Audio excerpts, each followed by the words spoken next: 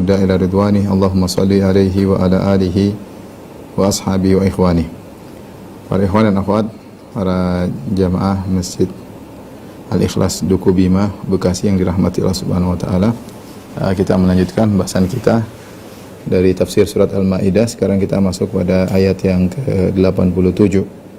Allah Subhanahu wa taala berfirman, "Ya ayyuhalladzina amanu la tuharrimu thayyibati ma ahallallahu lakum wa la ta'tadu. Innallaha la yuhibbul mu'tadin.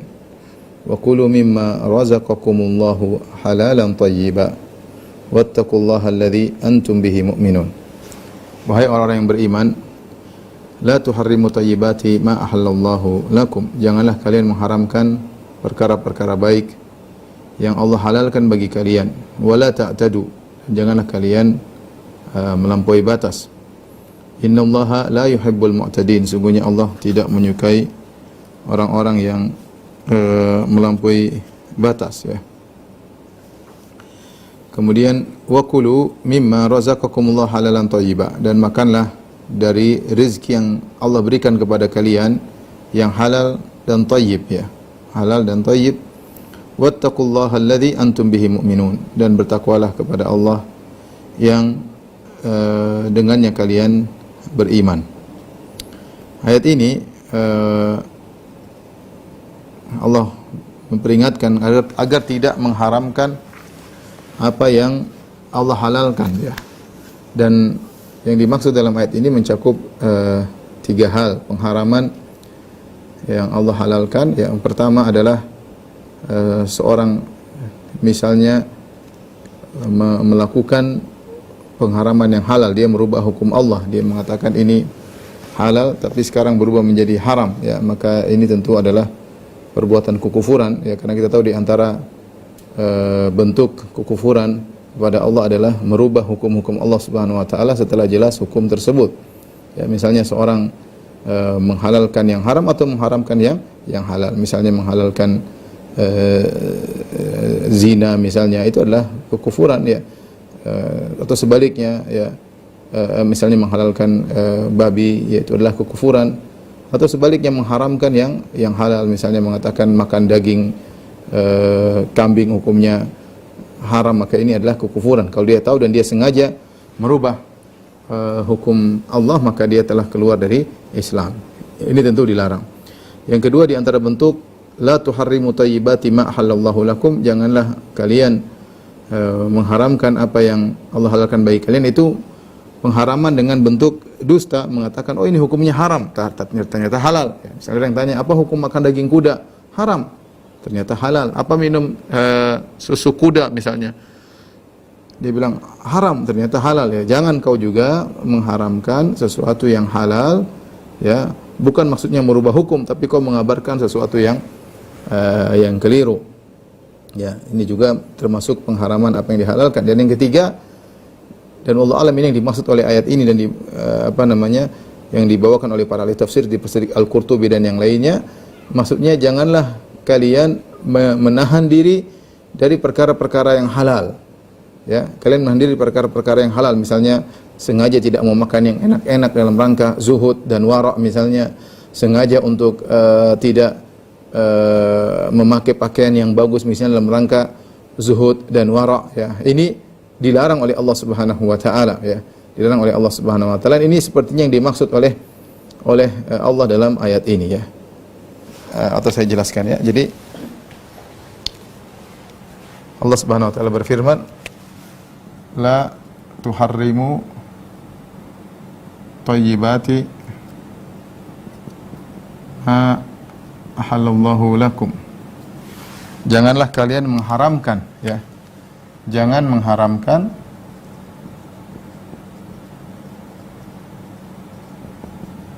yang Allah halalkan bagian, yang Allah halalkan bagi kalian.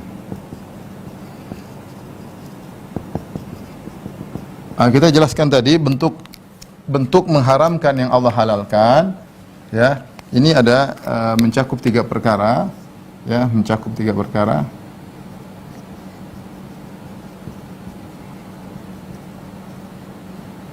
Yang pertama adalah merubah hukum Allah.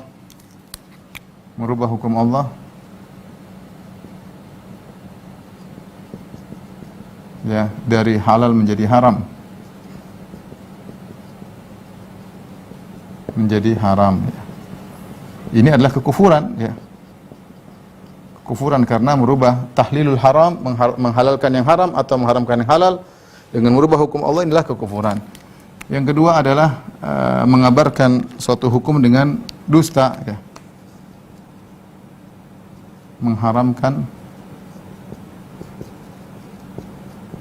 sesuatu yang halal dengan kedustaan. Ya, ini bukan merubah hukum, bukan merubah hukum.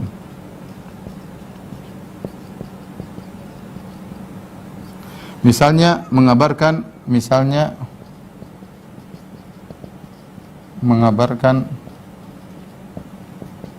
bahwa daging kuda, ya, daging kuda haram misalnya.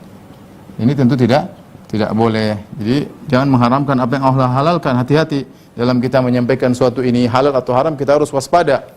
Ya, kita tidak kalau sengaja merubah hukum Allah tentu hukumnya kufur. Ini tidak, tapi kita harus waspada ketika menyebut suatu hukum. Jangan kita bilang ini haram-haram ternyata halal. Ya, harus dicek, dan kita tahu hukum asal segala sesuatu adalah halal. Tentu ini adalah kesalahan, ya. Kesalahan maksiat, ya. Yang ketiga maknanya la tuharrimu ay la tamtani'u, ya, la tuharrimu maksudnya la tamtani'u, ya, itu jangan menolak, ya, jangan menolak apa yang Allah halalkan, ya. Seperti sengaja, contoh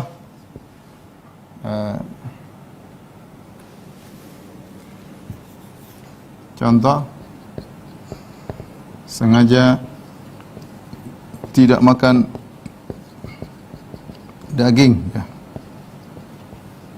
karena zuhud misalnya, ya. Ini contohnya. Ini tidak diperbolehkan, ya. Ya. Karena para ulama ketika membawakan ayat ini, mereka cenderung menafsirkan dengan tafsiran ini, ya. Ini tafsiran ini yang cenderung dipilih dalam ayat ini, yaitu la tamtani'u, ya, jangan kalian mencegah diri kalian dengan tahu itu halal tapi kalian tidak mau dalam rangka untuk zuhud. Sama seperti ketika ada 3 orang sahabat yang datang kepada Nabi SAW, kemudian mereka semangat sekali untuk bisa beribadah. Makanya yang satu mengatakan, ana la atazawwajun nisa, aku tidak akan menikahi wanita. Seakan-akan wanita haram bagi dia. Dia tahu wanita halal, cuma dia sengaja tidak mau menikah. Ini dilarang, tidak boleh. Halal bagi kalian, kenapa sengaja kalian meninggalkan? Untuk zuhud, Allah tidak mengajarkan zuhud dengan demikian. Untuk wara', Allah tidak mengajarkan wara' dengan demikian. Atau satunya mengatakan, saya sholat malam dan saya tidak akan tidur. Padahal tidur halal, bukan haram. Tapi dia tidak mau tidur karena untuk sholat malam, untuk mendekatkan diri kepada Allah, maka itu salah. Maka Allah mengatakan bahwasanya kalian jangan mengharam-haramkan apa yang Allah halalkan bagi kalian. Apa yang Allah halalkan adalah nikmat bagi kalian. Ya. Dari sini kita tahu bahwasanya kalau suatu yang halal, maka kita boleh makan, kita boleh nikmati, ya. Syaratnya cuma apa, ya? Jadi segala yang dihalalkan oleh Allah, segala yang dihalalkan oleh Allah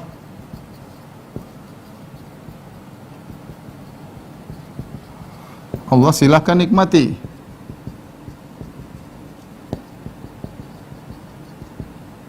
Dengan 2 syarat. Ya. Min ghairi sarafin wala makhyalah, yaitu jangan wala tusrifu, berlebih-lebihan tidak boleh. Jangan berlebih-lebihan.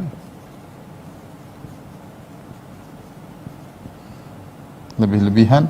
Yang kedua, makhyalah, yaitu jangan buat sombong. Jangan sampai sombong.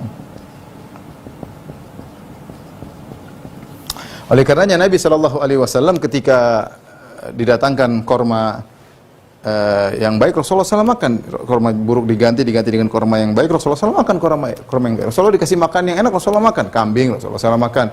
Dikasih hadiah oleh orang Yahudi, Rasulullah SAW bahkan makan, padahal diracuni, ya. Rasulullah SAW makan, ya. Dikasih ada roti, Rasulullah SAW makan, ya. Rasulullah SAW tidak mengatakan, saya nggak makan roti sih, cuma makan korma saja, korma pun korma yang jelek supaya zuhud. Enggak, Rasulullah SAW ya kalau ada Rasulullah SAW nikmati. Rasulullah SAW apa? Nikmati ya. Yang penting jangan berlebihan, jangan sampai sombong. Kalau seorang merasa dirinya memakai suatu baju yang indah membuat dia sombong, maka dia tinggalkan. Tapi itu kasuistik per orang. Per orang, hukum asal kita bilang boleh seorang memakai yang indah boleh. Innallaha jamilun yuhibbul jamal. Sungguhnya Allah itu indah, Allah suka keindahan. Seorang boleh pakai mobil yang indah, seorang boleh pakai pakaian yang indah. Tapi kalau dia khawatir dia bisa jadi sombong atau terbawa dengan kehidupan yang salah ya, tadi israf berlebihan, maka tinggalkan ya, maka tinggalkan ya. Tapi kalau tidak mengapa dan dia tidak berlebihan dan dia tidak sombong, maka nikmati ya, wajar, tidak jadi masalah kita menikmati apa yang Allah halalkan bagi kita ya. Bahkan sebenarnya Allah mengatakan justru sebaliknya jika seorang meninggalkan suatu yang baik ya, seakan-akan dia tidak mau terima pemberian Allah. Allah bilang halal, dia bilang enggak ya. Allah bilang halal, dia bilang tidak. Seakan-akan dia kurang bersyukur kepada Allah Subhanahu wa taala. Allah kasih, dia bilang enggak ya. Oleh karena setelah itu Allah mengatakan wala ta'tadu, jangan berlebih-lebihan. Di antara tafsiran para salaf, wala ta'tadu yaitu jangan kalian mengharamkan yang halal, jangan kalian menghalalkan yang haram. Jangan berlebih-lebihan. Kemudian Allah Subhanahu wa taala berfirman, "Innallaha la yuhibbul mu'tadin." Sungguhnya Allah tidak mencintai orang-orang yang melampaui batas. Sungguhnya Allah tidak menyukai orang-orang yang tidak, yaitu berlebihan. Ya, apakah mengharamkan yang halal atau menghalalkan yang haram, dua-duanya dibenci oleh Allah Subhanahu wa taala. Ini menunjukkan Allah memiliki sifat mencintai ya. Allah memiliki sifat mencintai. Berarti Allah tidak mencintai sikap berlebihan, berarti konsekuensinya Allah mencintai yang tidak berlebihan. Dan ini adalah akidah Ahlussunnah wal Jamaah, menyatakan bahwasanya Allah memiliki sifat mencintai.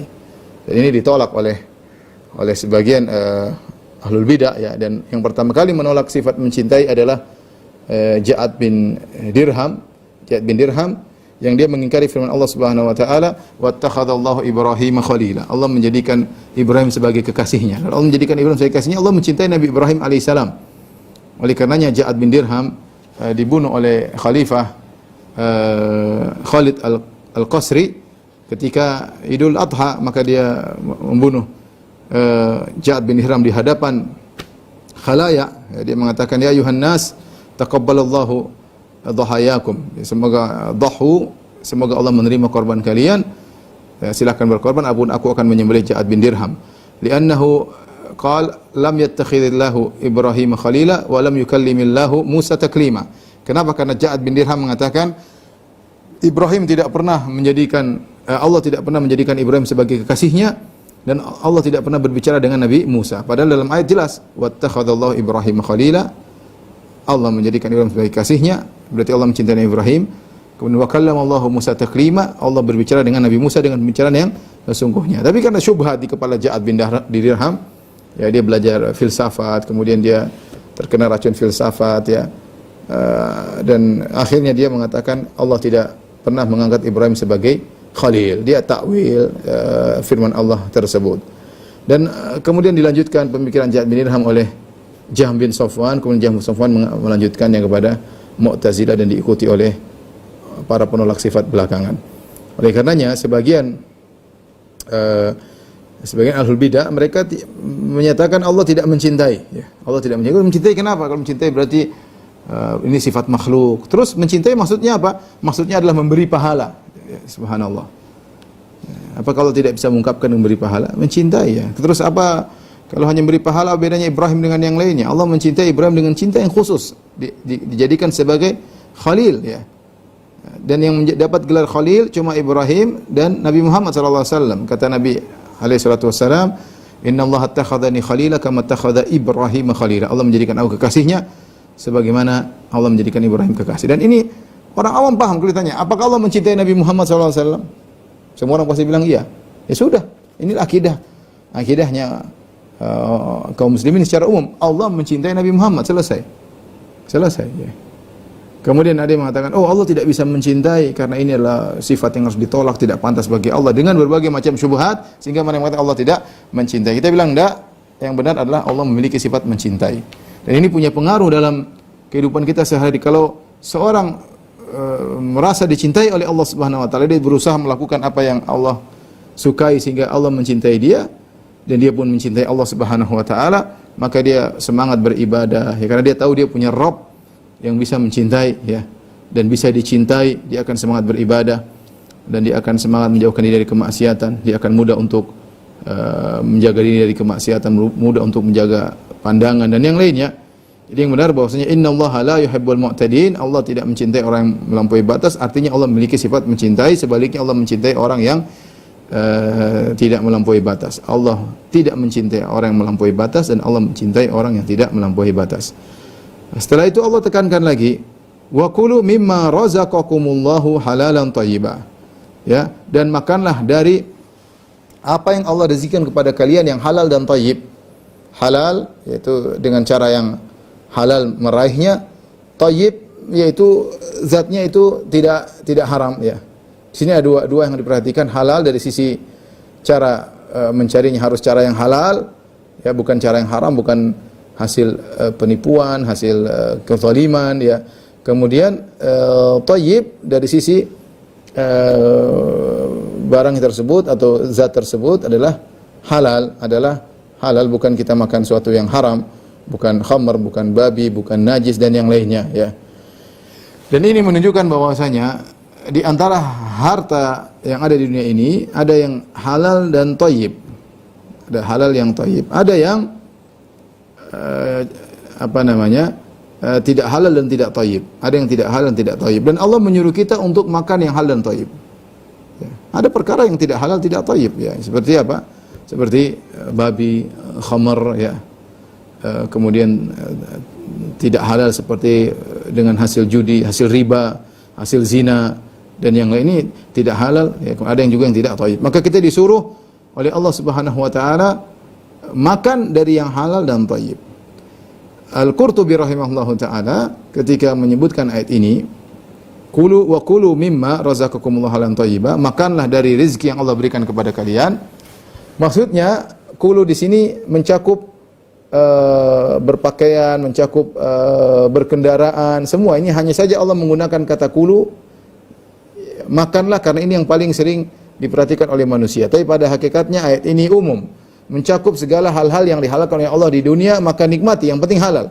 Dari sisi makanan, dari sisi pakaian, dari sisi tunggangan atau dari sisi kendaraan, ya, silakan nikmati karena itu rezeki dari Allah Subhanahu wa taala. Allah sebutkan ini semua rezeki dari Allah Subhanahu wa taala, maka nikmati, jangan ditolak, jangan diharamkan. Ya, jangan diharamkan. Saya katakan tadi hukum asal seorang menikmati apa yang Allah berikan, kecuali dengan dua syarat tentunya. Syarat pertama yaitu jangan israf, jangan berlebihan.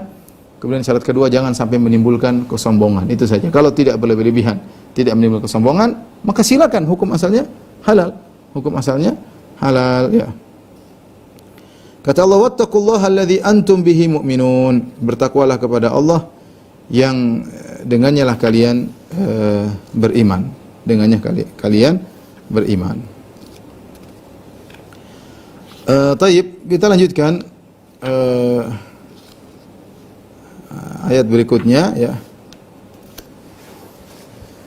Tentang ayat 89, ini tentang masalah sumpah. Kata Allah Subhanahu wa taala, la yu'akhidhukumullahu billagwi fi aymanikum walakin yu'akhidhukum bima aqadtumul ayman. Allah tidak menghukum kalian billagwi fi aymanikum dengan kata-kata yang sia-sia dalam sumpah, yang disebut dengan lagu, yang tidak dianggap, ya, kata-kata sia-sia dalam sumpah kalian. Walaki yu'akhidhukum, tapi Allah memberi hukuman bima aqadtumul aiman, yaitu yang kalian benar-benar niatkan untuk dijadikan sumpah. Fakaffaratuhu, kalau kalian melanggar sumpah, fakaffaratuhu, maka kafarahnya apa? It'amu asyarati masakina min awsati ma tut'imuna ahlikum, dengan memberi makan kepada 10 orang miskin dengan makanan yang dari tengah makanan yang kalian makan, yang kalian berikan kepada keluarga kalian, bukan makanan yang paling mewah, bukan juga makanan yang rendahan, tapi yang tengah-tengah. au kiswatuhum, atau kalian memberi pakaian kepada mereka 10 orang tersebut, au tahriru raqabah, atau kalian memerdekakan seorang budak. Faman lam yajid, barang siapa tidak mendapati 3 perkara tersebut, fasiyamu thalathati ayyam, maka berpuasalah selama 3 hari. Dzalika kaffaratu aymanikum idza halaftum.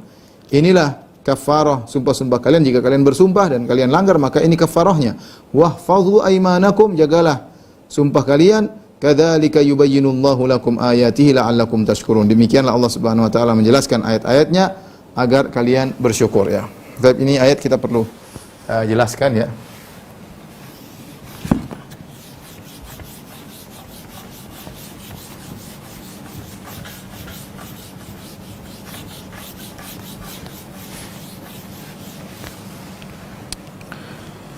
Kata Allah Subhanahu wa taala, la yu'akhidhukumullah fil lagwi fi aymanikum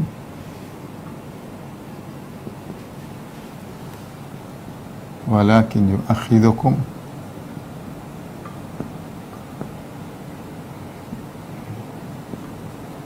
aqabtumul ayman. Kata Allah Subhanahu wa taala, Allah tidak menghukum kalian, ya. Allah tidak menghukum kalian atau tidak menganggap ya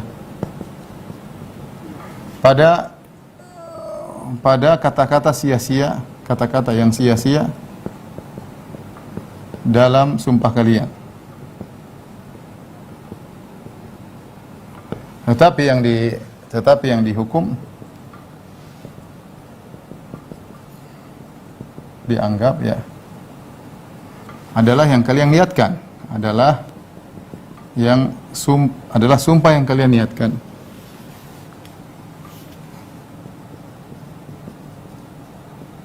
Yang kalian niatkan. Baik, sebelum kita lanjut, kita ingin jelaskan apa itu sumpah ya, macam-macam sumpah ya. Macam-macam sumpah. Yamin atau sumpah. Ya. Sumpah mungkin kita bisa bagi menjadi tentang akan melakukan sesuatu di masa depan. Sumpah akan sumpah tentang kejadian masa depan.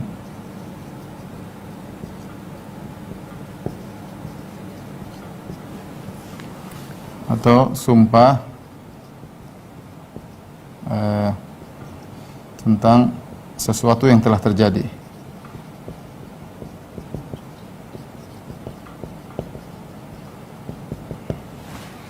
Sumpah tentang kejadian masa depan atau yang akan terjadi terbagi menjadi 2 lagi ya.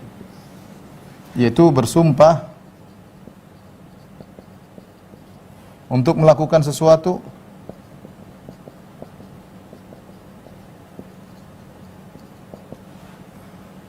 atau untuk meninggalkan sesuatu.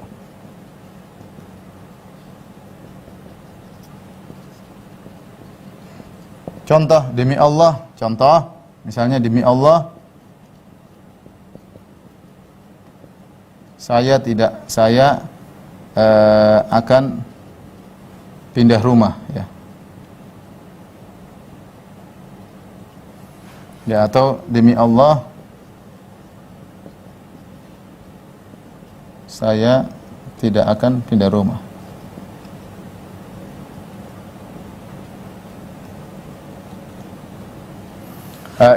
Inilah bersumpah, inilah sumpah yang berlaku hukum kafarat. Hukum kafarat.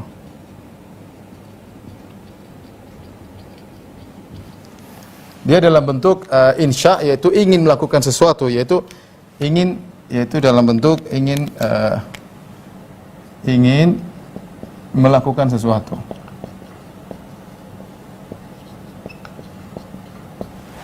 Adapun yang kedua tentang masa depan berupa khobar, ya, berupa menghabarkan, itu menghabarkan,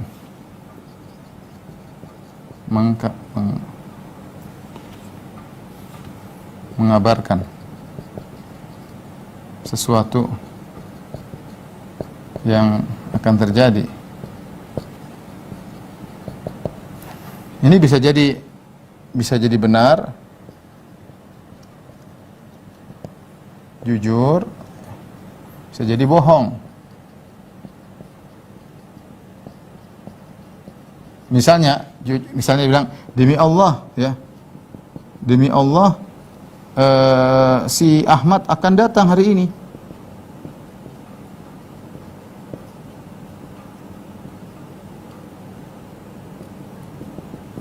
Hari ini. Dan dia menyangka Ahmad akan datang. Dan dia menyangka Ahmad akan datang.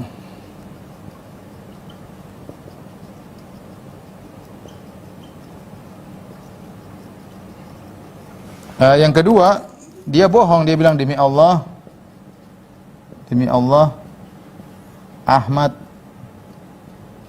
tidak akan datang. Padahal dia tahu Ahmad akan datang.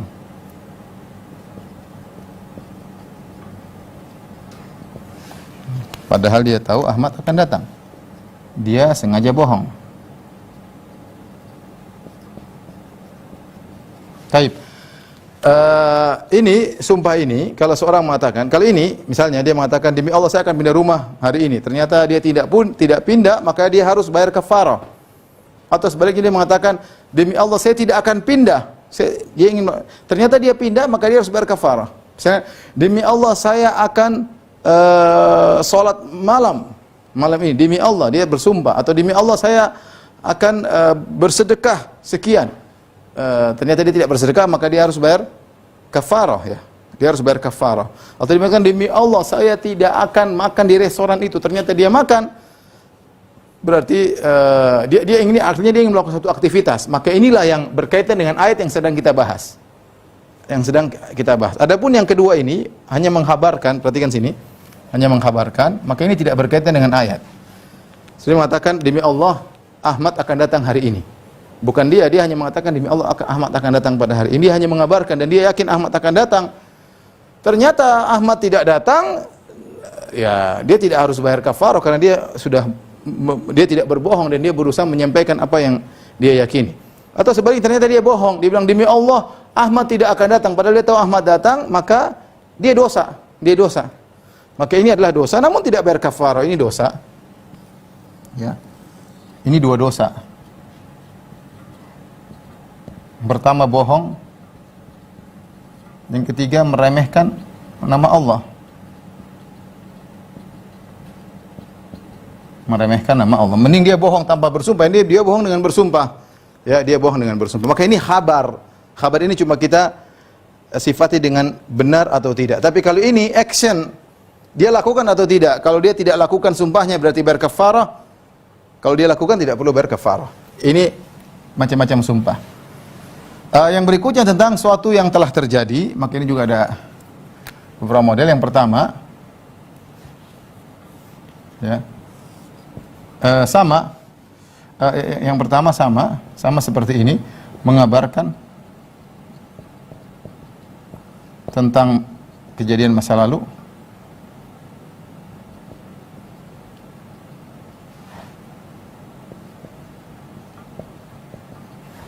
Kejadian masa lalu, bisa jadi bohong, bisa jadi jujur, bisa jadi bohong. Sama seperti yang ini, ya. Tapi dia bercerita tentang masa lalu, sama. Ya, sama ini, ya. Persis sama. Contoh dia mengatakan demi Allah, ya. Demi Allah saya dulu juara. Dan dia benar-benar juara. Atau dia bohong, demi Allah saya dulu juara, ternyata tidak juara, ternyata tinggal kelas, ya. Ini namanya dia sumpah tentang masa lalu. Ini tidak ada kaitannya dengan bayar kafarah, cuma dosa atau tidak itu saja, ya. Yang berikutnya mengabarkan tentang kejadian masa lalu, sama.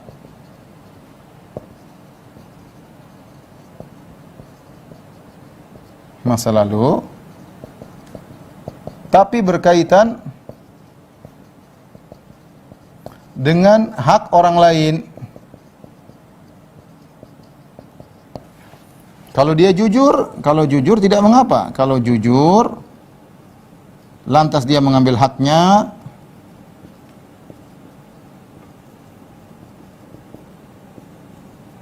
maka tidak mengapa.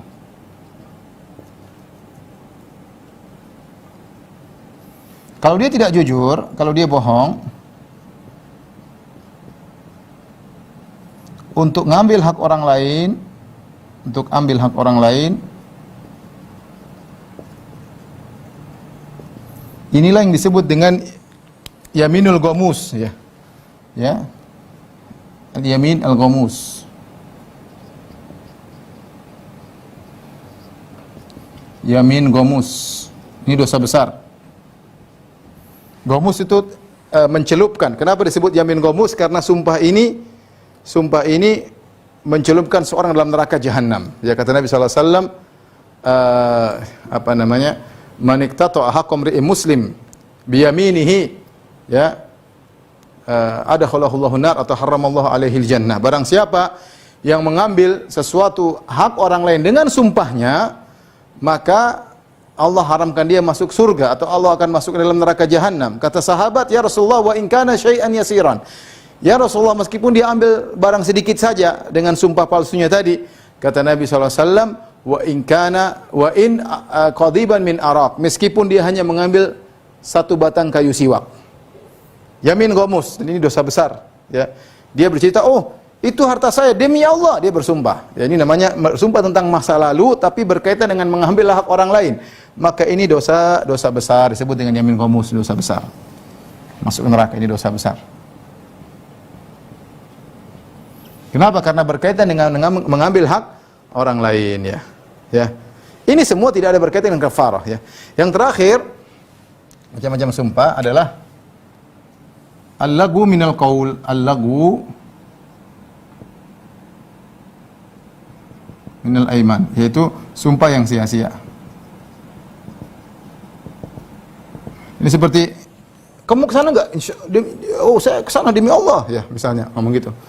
Kamu suka sama dia enggak? Oh, demi Allah saya enggak suka sama dia. Itu omongan, bukan niatnya sumpah, tapi terbawa dalam rangka untuk menekankan. Jadi sering mengucapkan ini dalam bahasa Arab sering sekali.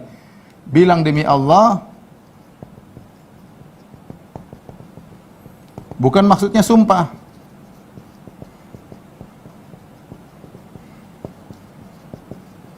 Tapi hanya sekedar penekanan perkataan. Kita di Indonesia alhamdulillah, di Indonesia ini tidak ada seperti ini. Di Indonesia hampir tidak ada. Di Indonesia hampir tidak ada. Di Indo hampir tidak ada. Jarang kita begini. Tidak ada seperti ini. Tidak ada kebiasaan ini.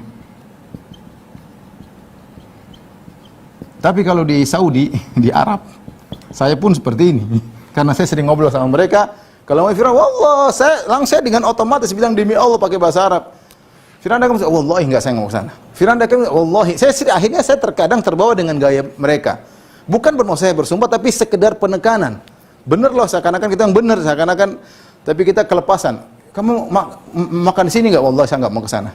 Kamu suka sama dosen? Wallahi saya enggak suka sama dia. Misalnya, ada wallah ini tidak dianggap. Ini yang Allah mengatakan, la yu'akhidukumullahu fil lagwi fi aymanikum. Allah tidak menghukum kalian pada kata-kata yang sia-sia dalam sumpah kalian. Allah tidak menganggap. Walaki yu'akhidukum bima aqatumul ayman, tapi yang Allah anggap adalah yang niat yang kalian sumpah yang kalian niatkan. Perhatikan di sini. Jadi kesimpulannya yang berkaitan dengan kafarah cuma ini aja, ya. Ini saja yang berkaitan dengan kafarah. Hanya ini yang berkaitan dengan kafarah. Kafarah. Hanya ini yang berkaitan dengan kafarah. Yang lain enggak. Yang lain ini hanya berkaitan dengan dosa atau tidak, ya. Karena dia berkaitan misalnya pengkabaran tentang masa depan. Ini tidak bohong atau tidak, dosa atau enggak. Tentang masa lalu juga demikian. Demi Allah dia begini, ini tentang bohong atau tidak, jujur atau bohong. Dan ada dosa besar, yamin ghamus. Kemudian adapun ini dimaafkan. Ini dimaafkan. Karena hanya sekedar omongan yang keluar tanpa sengaja, tidak bermaksud dijadikan sumpah, apalagi omongan terkeluar dengan tergesa-gesa, ya, dengan tergesa-gesa. Ya, jadi yang saya katakan yang jadikan ini aja, yang demi Allah saya akan melakukan demikian. Demi Allah, misalnya seorang laki marah sama istri, demi Allah saya akan menceraikan engkau misalnya. Ternyata dia tidak ceraikan, ya bayar kafarah, ya. Misalnya demi Allah saya tidak akan poligami, ternyata poligami, bohong, ya. Ini kan ini seperti ini contoh, ya. Hanya ini yang berkaitan dengan kafarah, ya. Adapun dikatakan sumpah, kapan dikatakan sumpah? Ini ya, syarat-syaratnya.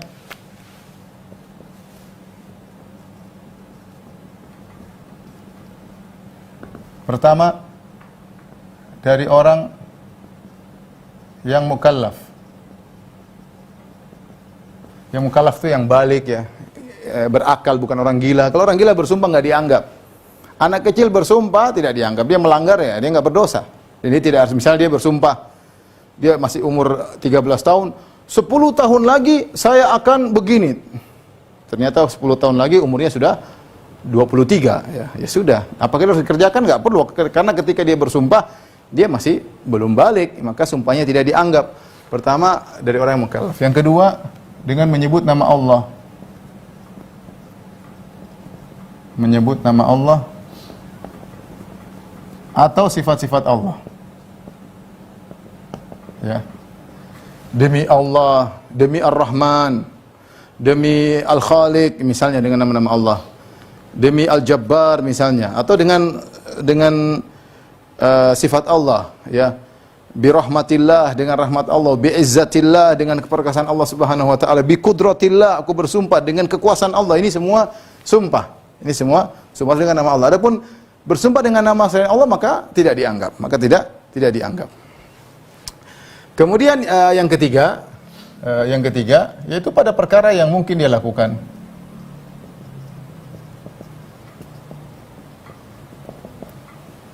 Dia lakukan, ya. Yang bukan mustahil, Ini sebagai penguat saja. Misalnya saya, demi Allah saya akan, misalnya perempuan mengatakan demi Allah saya akan menjadi laki-laki, ya enggak mungkin, sudahlah. Enggak mungkin sumpah tidak dianggap karena perkara yang mustahil. Ya ini di antara berkaitan dengan sumpah, ya. Jadi yang perlu kita perhatikan yang ini, ya. Yang lain ini hanya berkaitan dengan dosa jujur atau bohong. Taib. Kata Allah Subhanahu wa taala itu,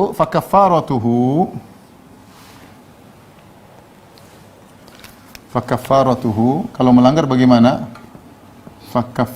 Kafaratuhu it'am 10 masakin min awsati ma tut'imuna ahlikum aw kiswatuhum aw tahrir raqabah. Kafarahnya fakafaratuhu, kafarahnya apa kalau melanggar? Kalau melanggar, jika melanggar sumpah, kafarahnya, maka kafarahnya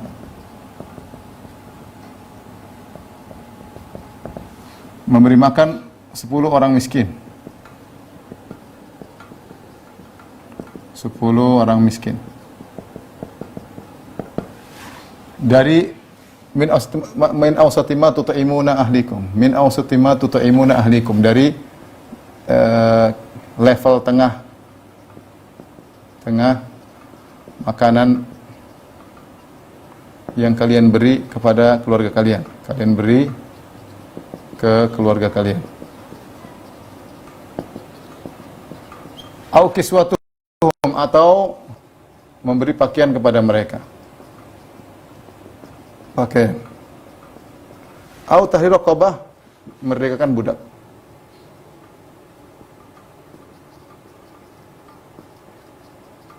Perhatikan sini. Inilah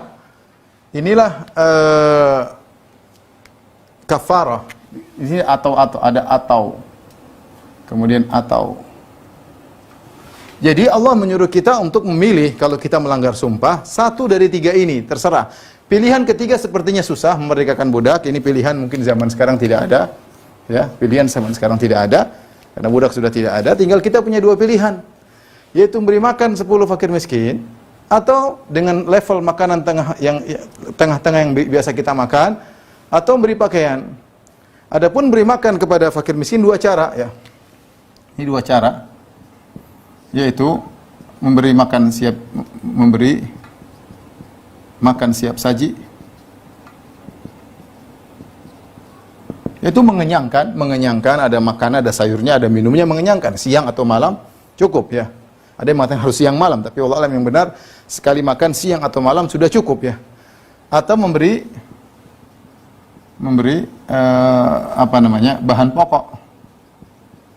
bahan pokok seperti beras ya, gula boleh ya. Boleh beras, gula, daging dia masak sendiri boleh.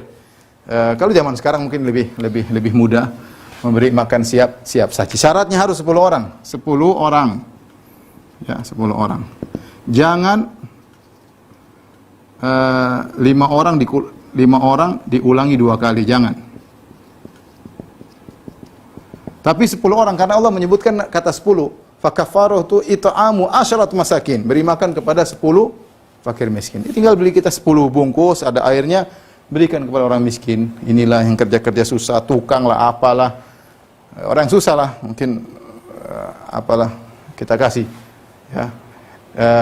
Maka sudah sah. Atau kita pilihan yang kedua, memberi pakaian. Ini agak lebih mahal lagi daripada ini. Pakaian lebih mahal. Pakaian yang bagaimana? Pakaian yang dia layak pakai. Yaitu ada celananya, karena ini tidak ada disebutkan secara pembatasannya oleh Nabi SAW. Maka kembali kepada urf.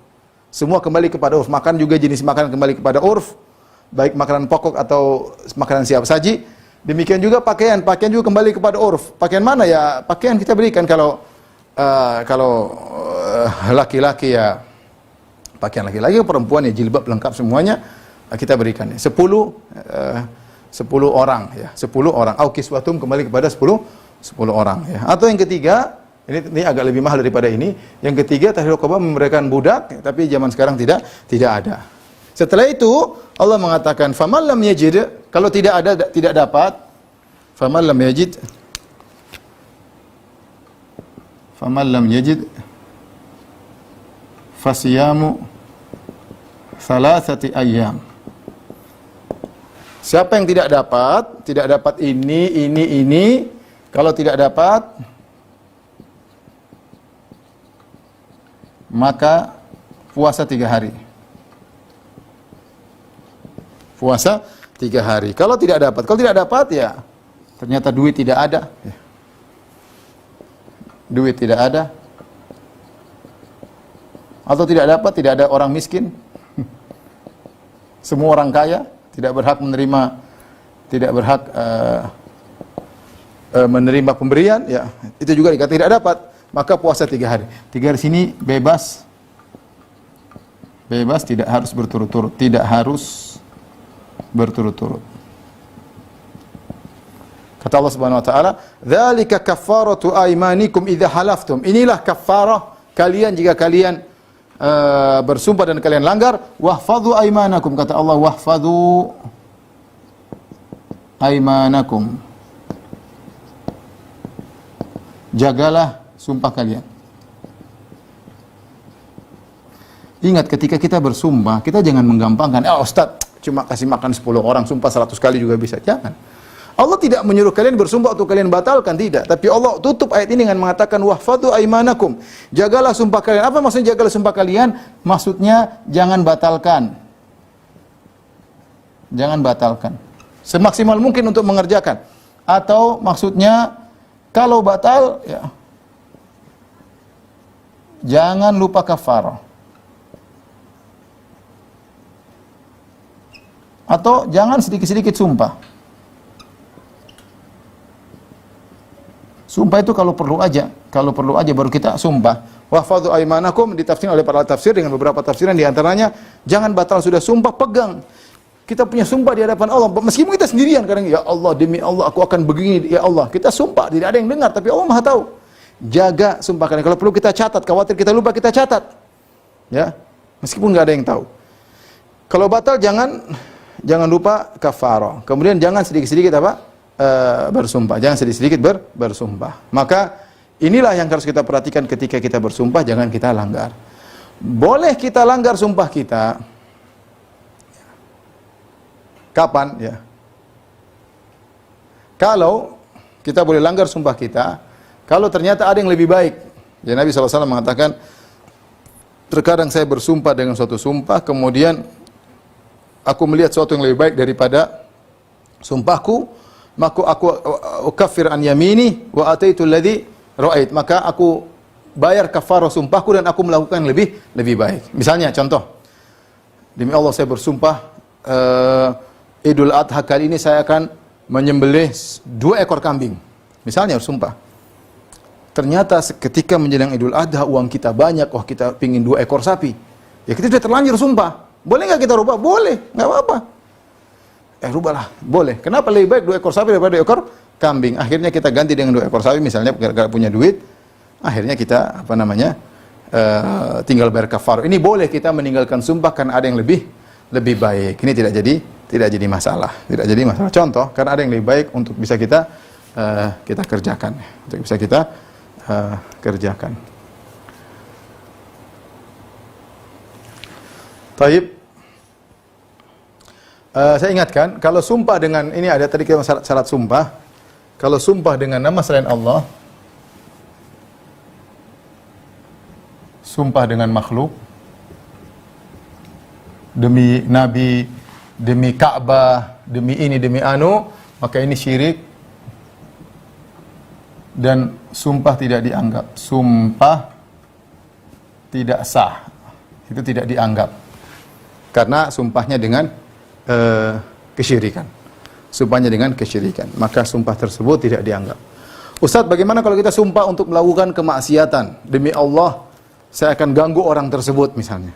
Demi Allah, saya akan tidak bicara sama kakak saya, mutus silaturahmi. Demi Allah, saya akan putusan silaturahmi. Tapi kita sumpahnya demi Allah. Maka ini sumpah yang wajib tidak kita kerjakan dan kita harus bayar kafarah. Sumpah yang wajib kita tinggalkan dan wajib kita bayar kafarah. Kenapa kita harus tinggalkan? Karena itu maksiat. Kenapa harus bayar kafarah? Karena kita sumpah dengan nama Allah. Karena kita sumpah dengan nama Allah, ya. Karena kita sumpah dengan nama Allah. Ini contoh sumpah yang harus ditinggalkan karena ingin melakukan kemaksiatan. Wallahu a'lam bishawab. Ini yang berkaitan dengan sumpah, ya.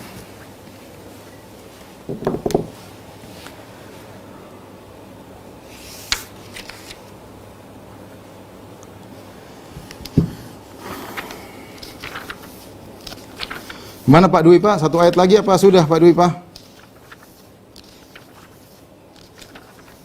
Silakan Ustaz. Boleh ya? Silakan Ustaz. Oke, mudah-mudahan kawan-kawan sabar. Karena kita sudah pertemuan 15 masih ayat ke-90. Kapan selesainya ya? Sabar ya. Taib, kita lanjutkan satu ayat insyaallah mudah ya. Kata Allah Subhanahu wa taala, ya ayyuhalladzina amanu innamal khamru wal maisiru wal ansabu wal azlamu rijsun min amali syaitani fajtanibuhu la'allakum tuflihun. Wahai orang yang beriman, sungguhnya khamar yaitu bir ya, memabukkan, wal maisir adalah perjudian, wal ansab yaitu patung-patung, wal azlam itu artinya yang digunakan untuk mengundi nasib ya. Kalau orang Arab dahulu mereka punya tiga seperti ini ya, misalnya batang terus tulisannya lakukan, tidak lakukan, abstain. Ada 3 ya. Ini. Lakukan, tidak lakukan, abstain. Dia goyang keluar mana? Kalau lakukan, kerjakan. Kalau keluar tidak lakukan, berhenti. Kalau lakukan tidak lakukan, maka jangan lakukan. Kalau keluar ternyata abstain, ulang lagi ya. Atau misalnya dia masukkan kemudian dia goyang, dia ambil. Oh, lakukan berarti kerjakan. Ambil lagi ternyata abstain. Ya, ulang lagi. Seperti itu. Namanya al-istiqsam bil azlam, yaitu bersumpah menentukan sikap dengan benda-benda tadi, Itu namanya azlam. Kata Allah, rijsun, ini semua najis min amali syaitan, dari perbuatan syaitan. Fajtanibuhu la'allakum tuflihun, tinggalkanlah perbuatan amal syaitan ini semoga kalian beruntung. Innama yuridu syaitanu ayyuqi'a bainakumul adawata wal baghdha. Sungguhnya syaitan ingin menimbulkan di antara kalian al-adawah, yaitu permusuhan, wal baghdha, kebencian, fil khamri wal maisir, dengan sebab khamar dan perjudian, wa yasuddakum an dzikrillah, dengan sebab khamar dan perjudian syaitan ingin menghalangi kalian dari mengingat Allah, wa anis salat, dan agar kalian meninggalkan salat, fahal antum muntahun, tidakkah kalian berhenti dari minum khamar? Tidak kalian berhenti dari minum khamar? Ini adalah ayat terakhir dari proses pengharaman khamar. Karena kita tahu khamar diharamkan tidak sekaligus tapi bertahap, ya. Kenapa bertahap khamar? Karena orang-orang Arab dahulu begitu khamar sudah mendarah daging, bahkan mereka bangga dengan minum khamar, bahkan mereka punya abyat khamriyah, yaitu syair-syair khusus tentang khamar. Mereka cerita tentang warna khamarnya, tentang warna cawannya, tentang bentuk cawannya, tentang bangkrut gara-gara minum khamar, tentang kejadian ketika minum khamar. Mereka bikin karena itu suatu minuman kebanggaan. Orang sudah minum khamar kayaknya sudah orang berhasil, kira-kira demikian. Taib, Allah mengatakan, ya ayyuhalladzina amanu innamal khamru wal maisir, wahai orang beriman, sungguhnya khamar. Khamar itu apa? Kullu miskirin khamr, semua yang memabukkan. Muskir artinya menutup kepala, yaitu semua yang menutup kepala tapi disertai dengan torb, dengan fly. Tidak semua yang menutup kepala disebut khamar. Contoh seperti obat bius. Obat bius tidak dikatakan khamar. Kenapa? Dia hanya hilang begitu saja, tapi kalau khamar ada fly-nya, ada torb, ada kelezatan yang dia rasakan. Itu namanya khamar. Apakah khamar tersebut berupa makanan atau berupa minuman? Apapun. Atau berupa yang dia hirup, bisa jadi dihirup kemudian di fly, itu khamar. Ya. Jika kalau banyak memabukkan, maka sedikit pun haram. Ma askara kathiruhu faqalilu haram. Kata Nabi, kalau banyak memabukkan maka sedikit juga hukumnya haram, ya. Dan khamar bisa tadi saya katakan khamar bisa berupa makanan, benda padat, bisa jadi benda cair, minuman, bisa jadi uap, ya, seperti orang terkadang mabuk dengan, kita lihat anak kecil kasihan dengan lem ibon. Saya dulu sering lihat di kampung saya orang mabuk dengan lem ibon, enggak bisa beli khamar, dia hirup lem ibon sehingga kemudian mabuk teler. Yang ini semua khamar, ya. Ini semua khamar karena ada kehilangan akal sambil fly. Kemudian kalau dan khamar umum, ya, kalau dia berupa minuman bisa terbuat dari gandum, bisa jadi khamar, terbuat dari anggur, ya. Jadi khamar bukan cuma anggur saja, bisa dari gandum, bisa jadi khamar, ya. Ya. Kalau saya di Madinah ada orang jual asir gandum, enak. Tapi kalau dibiarkan jadi nabi, lama-lama dia mengalami fermentasi dan akhirnya menjadi khamar, ya. Jadi menjadi khamar. Maka dari gandum kah, dari korma, bisa khamar terbuat dari korma, bisa korma terbuat dari gandum, dan semua yang bisa menjadi khamar mengalami proses fermentasi menjadi khamar, maka itu adalah khamar. Apapun bahannya. Apapun bahannya, yang penting memabukkan. Adapun jika tidak memabukkan, artinya kadar alkoholnya sangat sedikit, maka tidak dikatakan khamar. Artinya kalau kita minum banyak tidak bikin mabuk, kita makan banyak tidak bikin mabuk, maka itu tidak dihukum khamar. Contoh sederhana yang jadi pakanan kita sehari-hari adalah tape. Tape kita makan banyak tidak bikin mabuk. Oleh karenanya meskipun dia ada proses fermentasi sehingga menjadi tape, masih sedikitnya tidak jadi masalah. Lain hanya kalau kita tuangkan kuah tape, cuma kuahnya aja mungkin bikin teler, ya. Tapi kalau tapenya belum ada kasus orang mabuk gara-gara makan tape yang banyak. Wallahu a'lam bishawab. Di antara dalil akan hal ini adalah nabidh. Di zaman Nabi SAW nabidh dibolehkan. Nabidh itu adalah semacam jus, ya. Kemudian diletakkan, dibiarkan sehari 2 hari agar lebih lezat. Kenapa dia lebih lezat? Karena terjadi proses fermentasi.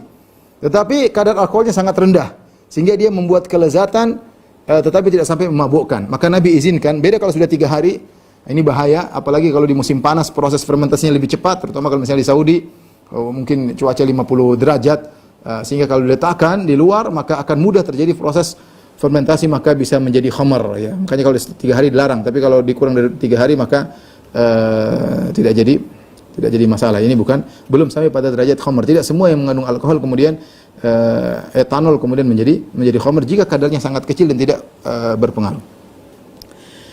Ini khamar. Kemudian yang kemudian disuruh tinggalkan adalah maisir. Maisir perjudian. Apa itu perjudian? Perjudian adalah 2 orang yang kemudian saling berlomba, ya, apakah lomba gaple, apakah lomba kartu, apakah lomba lari, apakah lomba apapun, ya, lomba main game kah, lomba apa kah, ya, lomba bola, mana yang menang, dua-duanya pasang duit, ya. Nah, kalau yang menang diambil, itu namanya judi. Dia taruh duit dengan berharap dapat lebih banyak. Bisa jadi dia kalah, bisa jadi dapat lebih banyak, maka itu adalah judi. Ini hukumnya adalah haram, ya. Ini hukumnya haram. Tidak diperbolehkan kecuali kata Rasulullah SAW, la sabqa illa fi thalas. Tidak ada boleh perjudian kecuali 3 perkara, yaitu nasal, yaitu lomba panah, ini boleh judi. Tapi bukan judi, tapi maksudnya dalam untuk semangat, tidak banyak-banyak, tidak pasang 5 juta, tidak. Artinya yang wajar untuk semangat saja. Sebagaimana dijelaskan oleh Syekh Jibrin, mungkin 500 ribu, ya siapa yang menang nih, nggak ada masalah. Ini berkaitan dengan jihad. Misalnya juga lomba dalam pacuan kuda atau pacuan onta, ini boleh judi, dan ini pendapat yang lebih kuat adalah judi sebenarnya disebut oleh para ulama ya, meskipun duit dari dua belah pihak, tetapi bukan jumlah yang kemudian banyak karena tujuannya bukan untuk ngambil duit, tapi tujuannya untuk latihan, untuk menyemangati. Maka ini Nabi SAW izinkan hal ini karena ini berkaitan dengan jihad ya. Kemudian para ulama khilaf, kalau begitu hal-hal yang berkaitan dengan jihad, bolehkah kita buat seperti ini ya? Syekhul Islam Ibnu Taimiyah Ibnu Qayyim mengatakan boleh ya, ditinjau dari makna, tujuannya adalah untuk mencapai kekuatan, membantu dalam jihad, maka hal-hal yang membantu dalam jihad maka diperbolehkan. Misalnya lomba, sampai Ibnu Taimiyah mengatakan lomba ilmu, misal ilmu syar'i, ini jihad dengan lisan ya, boleh ya. Tapi bukan niatnya bukan dalam rangka mencari duit, bukan ya, tapi untuk sekedar semangat aja. Sekedar semangat berpacu misalnya ya. Ini tidak jadi masalah. Wallahu a'lam bishawab. Adapun yang tidak ada hubungannya dengan jihad, maka semuanya judi hukumnya haram. Wal ansab adalah patung-patung, ini juga tidak boleh. Wal azlam ya, mengkaitkan nasib dengan benda mati ya, cari mana, lakukan, tinggalkan, abstain. Ngapain kita gantungkan nasib kita dengan benda mati seperti ini? Ya. Sama halnya menggantungkan nasib kita dengan apa? Dengan tanggal kelahiran ya. Ini sama-sama goblok ya. Apa kaitannya antara iya, tidak, abstain dengan nasib kita? Enggak ada ya. Sama. Mengkaitkan nasib kita dengan bintang Libra, bintang Gemini, bintang Sagittarius, bintang Scorpio ya. Kemudian misalnya mengkaitkan nasib kita dengan apa? Dengan garis jari ya. Garis jari ya. Ini. Dulu saya pernah diramal, Ustaz, ini kalau satu ini akan begini kata, aduh, orang ngeramal macam-macam ya. Kita ini namanya semua tidak, karena ini syirik, mengkaitkan sesuatu yang mengakibatkan akibat pada sesuatu yang bukan sebab. Mengkaitkan suatu akibat dengan sesuatu yang bukan sebab daripada akibat tersebut. Kata Allah, rijisun, ini semua najis min amali syaitan. Najis, tapi najisnya najis maknawi. Najis maknawi karena najis amali. Karena Allah mengatakan rijisun, najis tapi min amali syaitan, dari perbuatan syaitan. Fajtanibu, bukan najis zatnya.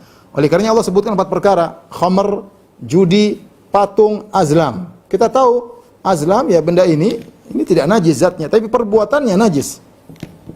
Kemudian patung-patung berhala, kalau kita pegang kita enggak ternajisi, tapi patung ini perbuatan najis, perbuatan amal syaitan. Sama judi, kartu, gaple, ya ini juga bukan najis ya. Kupon apa segala ini bukan najis. Khamar juga bukan najis. Khamar adalah perbuatan najis maknawi. Dan ini khilaf di kalangan para ulama. Setelah mereka sepakat bahwasanya patung tidak najis, azlam tidak najis, judi tidak najis, najisnya najis maknawi. Bagaimana dengan khamar? Maka jumhur ulama, seingat saya 4 mazhab berpendapat bahwasanya khamar itu zatnya najis. Kalau kita pegang kita harus cuci tangan karena dia najis. Karena Allah mengatakan rijisun min amali syaitan. Tapi ini diselisih oleh segelintir kecil ulama yang mengatakan bahwasanya khamar tidak najis. Kenapa? Karena Allah mengatakan dalam ayat ini adalah dari perbuatan syaitan, dia bukan najis secara zat, tetapi najis secara makna. Lagi pula yang digandengkan dengan khamar dalam ayat ini adalah perkara-perkara yang tidak najis. Maka hukumnya sama karena digandengkan dengan 3 yang lain, patung, judi, kemudian azlam, ini semua tidak najis secara zatnya. Kalau gitu khamar juga bukan najis. Ini pendapat yang dirajikan oleh Syekh Utsaimin rahimahullahu taala dengan dalil bahwasanya ayat ini bukan berarti najis zat ya.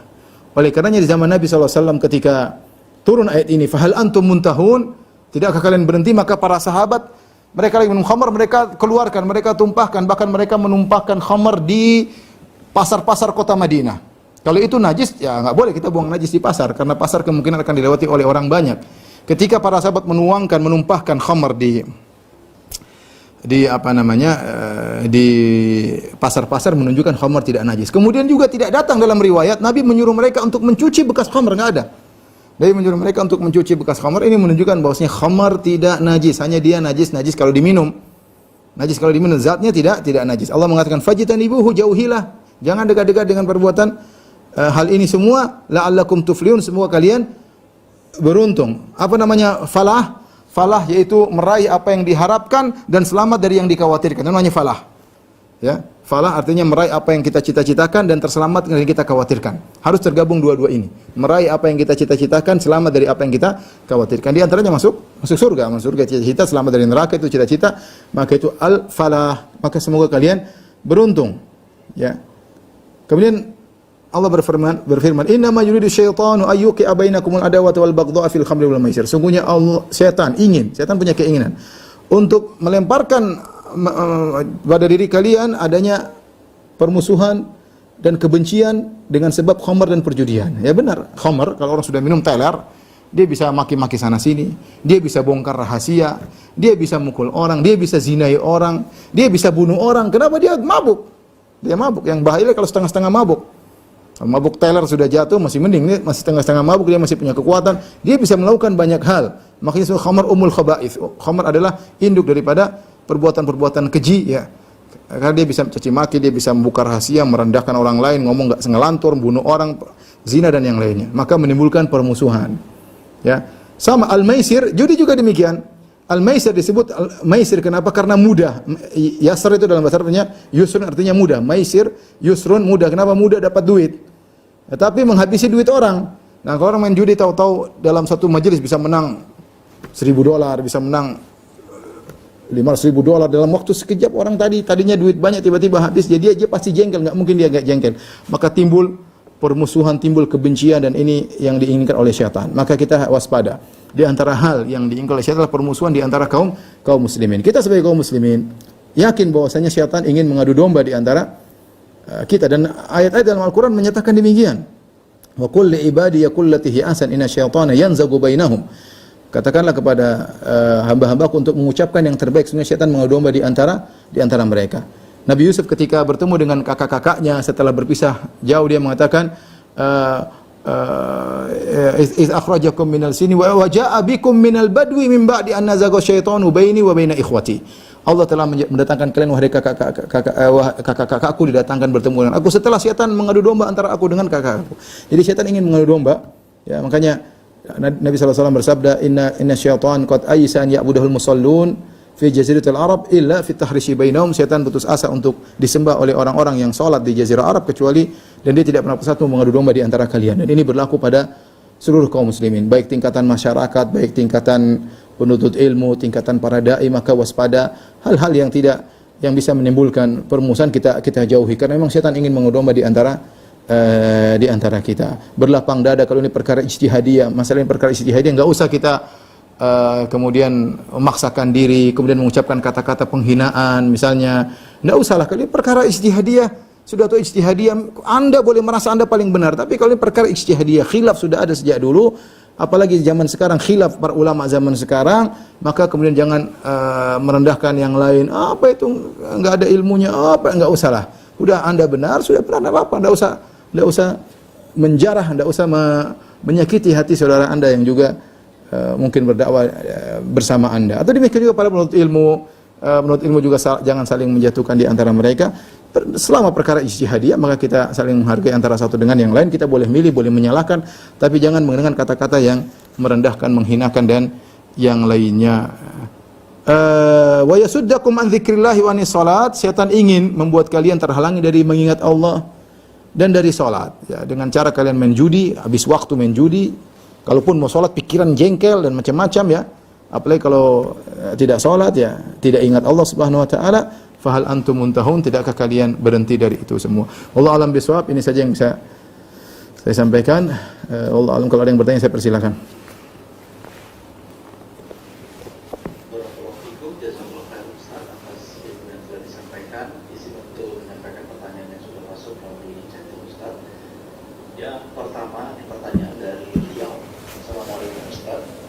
Beda sumpah dengan nazar. Apakah tercela sering sumpah dengan yang seperti kebiasaan orang Arab tadi? Demikian pertanyaan. Yang kedua, kalau ini bukan adat kebiasaan kita, sedikit wallah enggak perlu lah. Karena kalau kita bilang wallahi demi Allah, orang enggak kita sumpah, karena ini bukan tradisi kita. Kalau Arab sudah biasa, wallahi wallahi, sedih wallahi wallahi. Saya pun dulu di sana saya terbiasa. Karena itu suatu kebiasaan mereka dari dulu, enggak ada hilang-hilang. Wallahi sedikit, wallahi sering sekali saya ngomong gitu. Bahkan teman-teman saya dari Afrika juga Kalau mereka bicara mereka wallahi, mereka punya nada yang berbeda tapi maksudnya wallahi. Mereka bukannya kalau kita wallah, tapi kalau orang Afrika wallahi, maksudnya wallahi. Jadi itu benar enggak gitu maksudnya. Jadi mereka sering, dan itu tidak perlu kita ikut-ikut karena bukan kebiasaan kita. Karena uruf kita kalau kita bilang wallahi orang menyangka kita bersumpah. Beda ketika kita di Arab ya. Mereka tahu ini bukan sumpah. Sumpah itu mereka ada konteksnya berbeda. Demi Allah, saya bersumpah bahwa itu baru, oh ini sedang bersumpah beneran.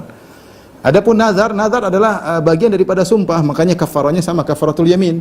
Karena ada demi Allah, itu bagian daripada nazar. Nazar adalah salah satu bentuk sumpah. Nazar adalah salah satu bentuk sumpah. Misalnya kalau saya demi Allah, kalau saya sehat, saya akan begini. Demi Allah, kalau saya lulus, saya akan begini. Itu namanya sumpah. Salah satu bentuk sumpah adalah nazar. Allah alam bisa. Selanjutnya.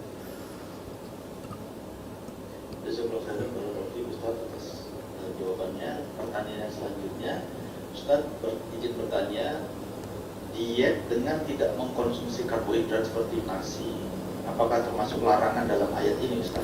Tentunya kalau ada seorang punya tujuan tertentu, ya misalnya dia punya tujuan tertentu, dia bukan dalam rangka zuhud, bukan dalam rangka wara', bukan, dia tidak beribadah dengan hal tersebut.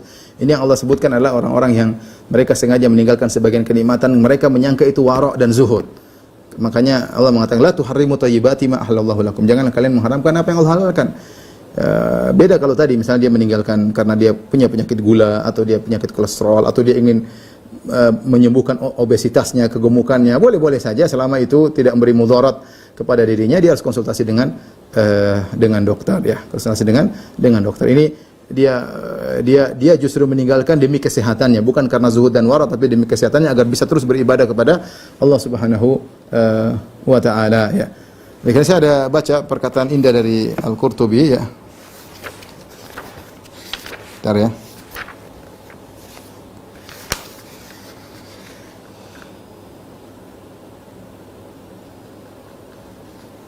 Di antaranya beliau berkata, la fadla fi tarki syai'in mimma ahallallahu lahu li ibadihi. Innal fadla wal birra innama huwa fi fi'li ma nadaba ibadahu ilaih. Tidak ada kemuliaan dalam meninggalkan sesuatu yang Allah halalkan kepada hamba-hambanya. Kemuliaan itu, keutamaan itu, kebajikan itu kalau melakukan apa yang Allah perintah ya. Kemudian juga Al-Qurtubi mengatakan sebagian orang menyangka bahwasanya yaitu meninggalkan perkara-perkara tadi sengaja, mereka menggunakan pakaian yang tebal, yang kasar ya. Kemudian mereka makan yang tidak enak, mereka menyangka mereka mendekatkan diri kepada Allah, kemudian kelebihan uang mereka berikan kepada orang-orang yang membutuhkan ya. Maka kata Qurtubi faqad dhanna khata'an, maka ini persangkaan yang keliru ya.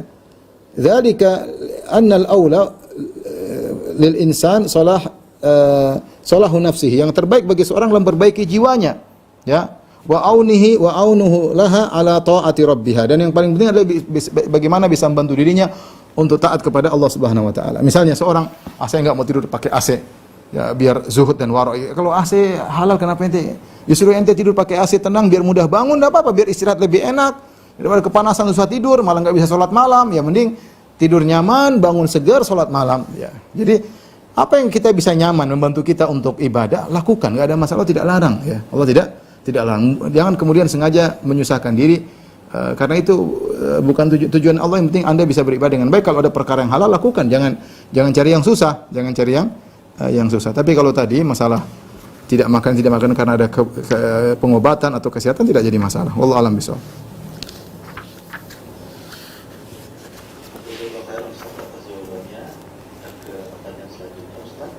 Bismillah Ustaz, saya mau bertanya, saya bekerja di sebuah toko buah dan ada aturan di toko saya bahwa semua buah yang sudah tidak layak jual harus dimusnahkan dan dibuang. Contohnya seperti buah yang memar, tergores, pecah, atau kain dan lain-lain. Itu semua harus dibuang, tidak boleh lagi dijual, tidak boleh dimakan oleh karyawan atau dibawa pulang. Tapi saya biasanya makan buah itu karena buah itu masih bisa dimakan, tinggal dibuang saja yang rusak sedikit. Saya tidak merasa tega membuang buah tersebut atau takut mubazir. Apakah dalam hal ini saya berdosa, Ustaz? Atau sebaliknya, apabila saya buang buah itu saya berdosa kalau mau mubazirkan makanan? Demikian Ustaz pertanyaannya. Ya, la ta'ata li makhluqin fi ma'siyatil khaliq. Tidak ada ketaatan. Ya, kita tahu dalam rangka bermaksiat kepada Allah. Tujuan perusahaan mungkin adalah agar menjual buah yang fresh, yang segar, menjaga mutu. Tapi kalau buah yang masih dimakan dibuang, ini tentu tidak benar. Rasulullah SAW ketika jalan ada korma jatuh, Rasulullah SAW bersihkan, Rasulullah mau makan. Tapi Rasulullah SAW kemudian tidak jadi makan karena khawatir korma sedekah, karena Rasulullah tidak boleh makan sedekah. Rasulullah SAW pulang ke rumah ada korma jatuh, Rasulullah ambil, Rasulullah bersihkan. Dan Rasulullah perintahkan kalau ada makanan jatuh bersihkan kemudian makan, jangan buang. Apalagi buah masih bisa dimakan, pecah nggak ada masalah. Lalu dibuang tentu bentuk mubazir. Kalau bisa kasih ide kepada atasan, dikumpulkan, diberikan, semoga toko semakin berkah, dikumpulkan, kasih orang di jalan banyak, yang jauh-jauh jangan dekat-dekat, jauh-jauh sana kasih kalau memang tidak ingin mengganggu perekonomian, kasih jauh orang jauh ya. Bilang saya tidak bawa pulang ke rumah, saya seorang jauh ya. Beri masukan kepada atasan. Wallahu a'lam bishawab. Yang terakhir kali ya, Pak Dwi Pak. Ya, dari saat ini pertanyaannya terakhir pilihannya.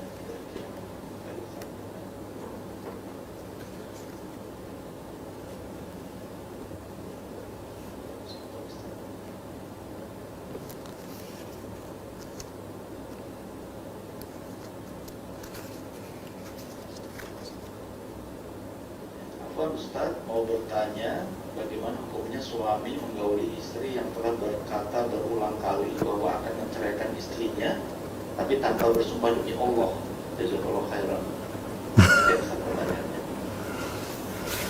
Ya, dia terjatuh ke dalam Allah alam bisawab ya. Ini ada pembahasan tentang ancaman seperti itu. Ada khilaf di kalangan para ulama. Saya akan menceraikan kamu, kalau kamu keluar saya akan ceraikan kamu ya. Maka yang dipilih oleh Syekhul Islam Ibnu Taimiyah rahimahullahu taala, kalau niatnya adalah bukan untuk menceraikan tapi nakut-nakuti saja, maka dia terjatuh dalam sumpah. Maka dia harus membayar kafarahnya. Dia tidak jatuh dalam penceraian. Ada khilaf ya, ada yang mengatakan itu adalah cerai, ada yang tidak. Kalau dia niatnya bukan menceraikan tapi menakut-nakuti saja, kamu keluar rumah saya ceraikan kamu loh, kamu itu maka itu hanya dianggap sumpah. Tapi wallahu alam, saya tidak tahu masalah ini, saya tidak membahas lebih dalam. Mungkin bisa ditanyakan kepada ustadz yang lain. Tapi ada khilaf tentang masalah ini. Demikian saja apa yang saya sampaikan, kurang lebih saya mohon maaf. Wabillahi taufiq wal hidayah. Assalamualaikum warahmatullahi wabarakatuh.